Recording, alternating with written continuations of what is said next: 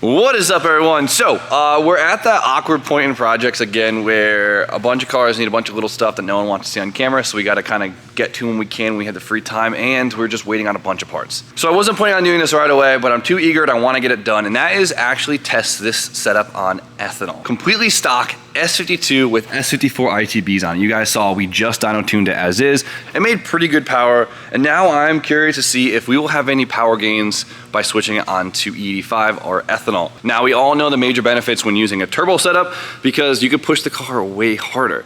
When it comes to the NA setup, I don't know if we're gonna see much. You could look it up on the forums. It's a bunch of really bad information. Forums kind of suck, so we have the technology. We might as well test it ourselves and see if it's worth it. What do you think, Ant? We got everything to do it. Standalone, components, Yep. dyno, fuel, and the man himself. No, not me, you.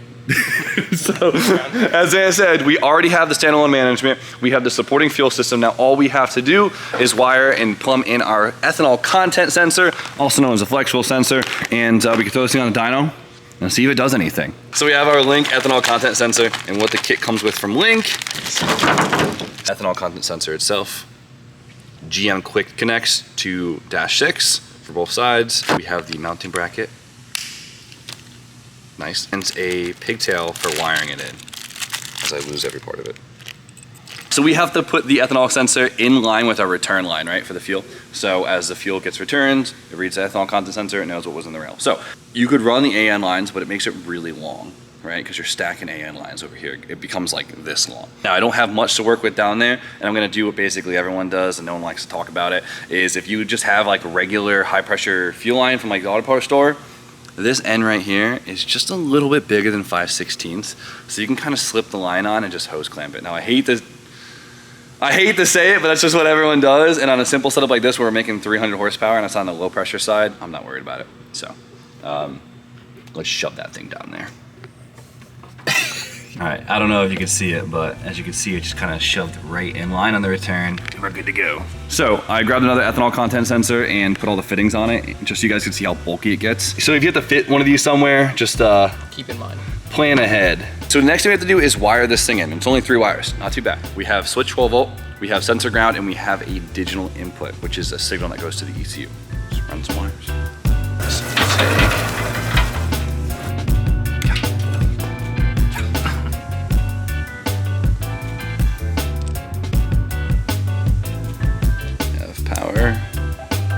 Ground, and our signal to the ECU.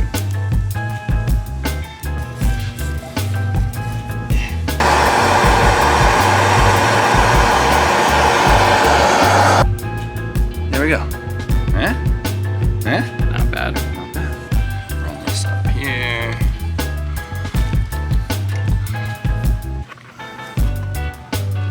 So we have the expansion loom for the Link ECU, and there's a couple IOs in here that we could use. We have a sensor ground right here, and then we have an open digital input right here that we could use, and then we'll find a switch power source inside the harness.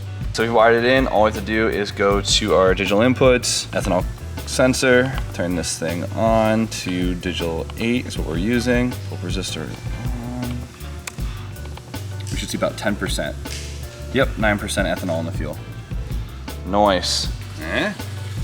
What do you think? How much power do you think we're gonna make on ethanol? What do we end off with? 280? 280. If we make 285. 285, honestly, 285 is my guess. Imagine if we made 290. So I didn't think I'd ever be putting ethanol in this car, but I'm definitely not upset about it. I hope we see some gains from this. Like, I really want to be able to justify it. So we got 5 gallons of E85 in it. We got the pump going, mixing it up a little bit. We're hoping to see at least E65. Come on. Ooh, E72, I'll take it. The car was boosted. All I really care about is getting like over E60 because that's where the whole like not knocking component comes in. With a NA setup, I don't know if the higher the ethanol content will actually help us or not. We're gonna find out. E72, I'll take it.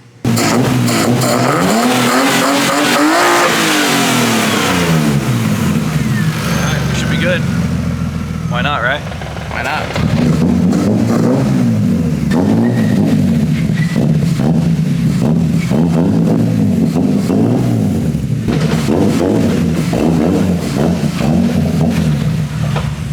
So we're about to do our first pull on ethanol. We have a completely stock S52 with S54 RTBs on it. Now the biggest attraction using ethanol is you can't really pre-detonate on ethanol like you can on pump gas, right? Because when you're doing crazy setups like boosted cars, where detonation is, you know, your biggest limitation, you have to hold back a little bit. But when you put cars on ethanol, you don't really have to hold back as hard as you do on pump gas. That's why you can really get some more power out of putting a car in ethanol versus it being on pump gas, right?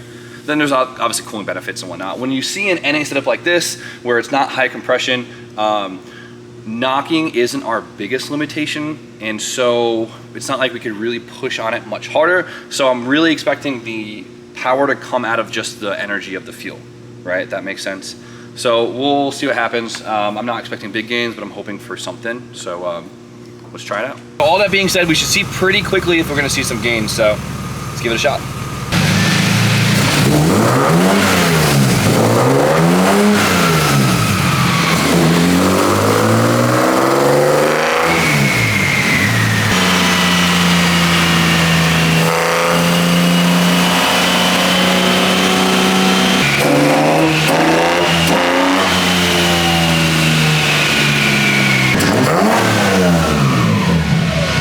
Different. It kind of does sound different. I always feel like cars sound different on ethanol. Yeah. It does, right? It sounds more rowdy. I mean, it sounds more rowdy and it sounds happier. Yeah. I don't know what it is. Cleaner. Cleaner, right? Yeah. Cars always feel like, I don't know if it's like a placebo thing, if it's in my head, but I feel like every time I put a car in ethanol, it feels more balanced, it feels happier, and it just feels rowdier, right? Yeah. All right, fueling's close enough. Let's make a pull.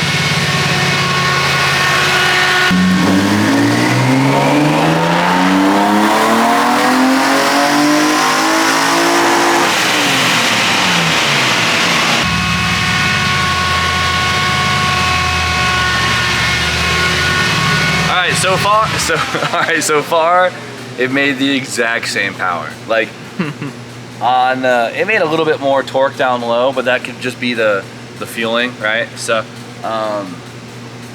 off gate, same. Okay. All right. Interesting. Okay, here's discrepancy, right? If it was on pump gas in its current state, it might be making less power, right? Just because it made 280 last time doesn't mean it makes 280 every pull. Yeah. So let's do a couple more pulls. Let's try swinging the timing, see if it picks up nicely from that at all. We'll try and lean it out a little bit, see if it picks up from that. Before when I tuned it, it was like as much as I can make it make. So at least we know anything over 281 or 280 is more power, right? More. Let's do it.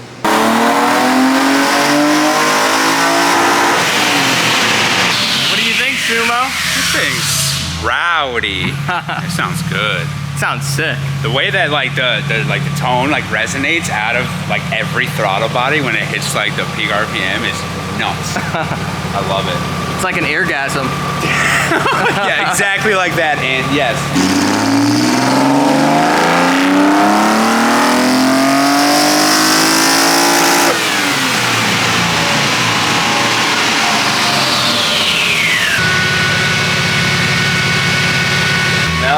Nothing really. Nothing really, yeah.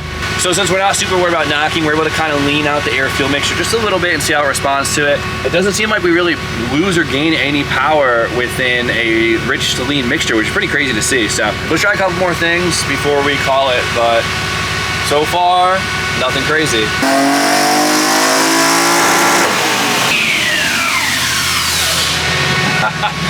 This thing has consistently made 281.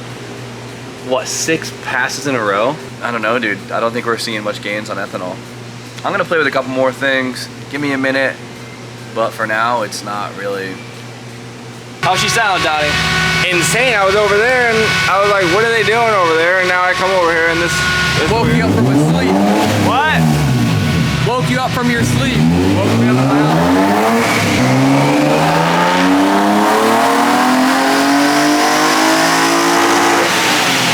Aha, I made a little bit more power.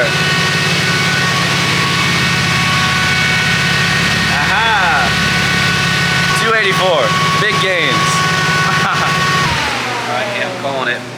That's it. That's it.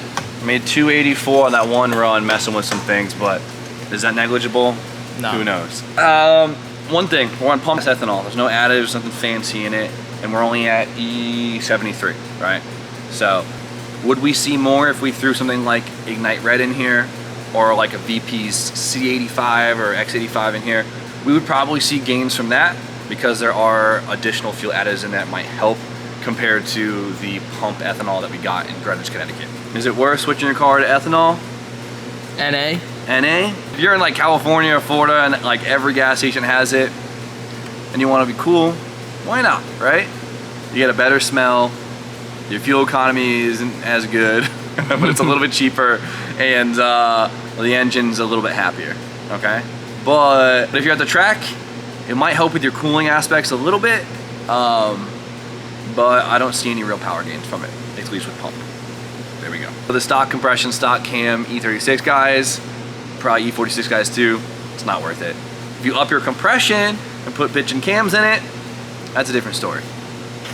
I don't mean to talk the whole video, but if you're here, you're probably here for some information. And well, you guys saw that I just dyno tuned this thing last week, and I never posted a video of me actually driving it.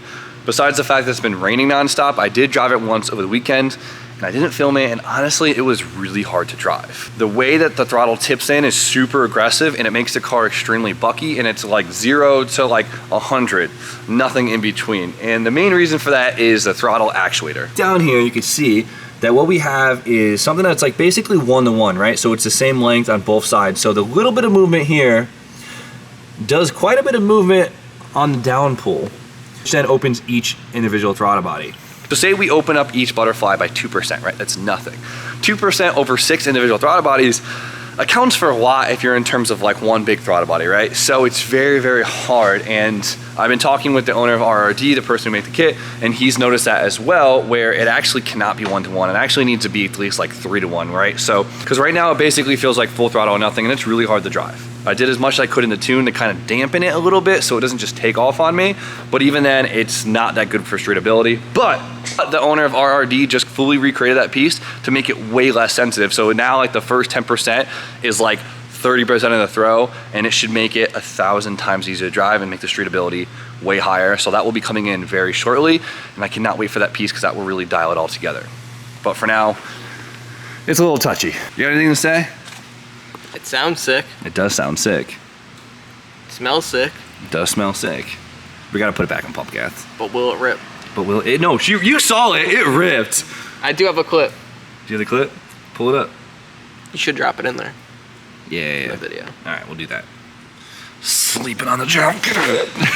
So in the meantime, I'm gonna use the rest of the day to catch up on a bunch of stuff because I feel like I'm so freaking behind. I'm still trying to figure out what direction we should go in for the next couple of weeks. Let me know what you guys think. Should we work back on the R32 because it's been basically sitting ever since the last JIT event? I'm thinking we do an angle kit, we do coilovers, maybe a new turbo. I got a link ECU for it. Let me know if that's something you guys would like to see, or if you guys are just over the E32, but I'll tell you what, I definitely wanna get this thing ready to drift for the next event because I had a blast driving it. Besides that, I have some parts ordered from Omo's Z3 drift car, ready for those to come in, get to work on that. And Brian's actually been going hard on this thing in the background for the last couple weeks, trying to get everything together for his LS swap. Basically just tackling one small system at a time, like we always talk about on engine swaps, you know, do a little bit here and there, eventually all comes together.